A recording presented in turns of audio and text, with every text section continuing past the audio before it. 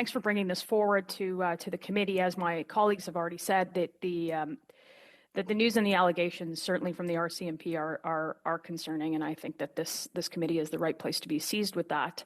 And furthermore, that any interference from any country, including India, is entirely unacceptable, and it should be stopped. And it is the government's first job to keep Canadian citizens safe from all of these foreign threats and the foreign interference that we know has been happening in the country for some time. For 9 years, the Liberal government has failed to keep Canadians safe, has failed to keep take national security seriously and foreign interference seriously. And it's become a playground. Canada has become a playground for these activities. We heard that over and over again. We hear it over and over again from experts. And I suspect that the witnesses at this committee would not try to hide that.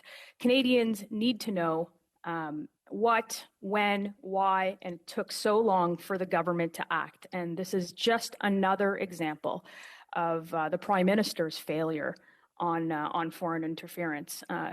We heard the Prime Minister at the Commission admit that our intelligence agencies have been gathering this information for years, indicating that India had been committing foreign interference on Canadian soil, and it's very clear that the Prime Minister had done nothing about it.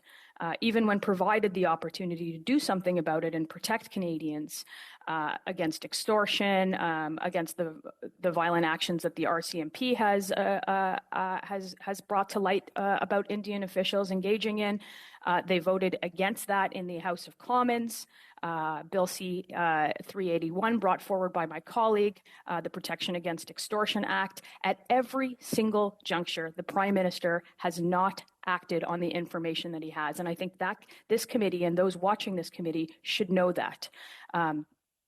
His government stalled for years on the creation of a foreign influence registry, and it was only ever introduced as a result of conservative pressure.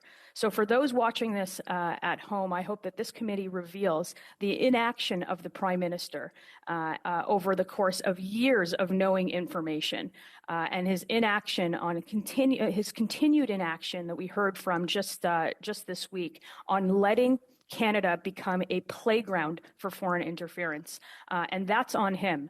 So I hope that this committee gets to the bottom of all of this.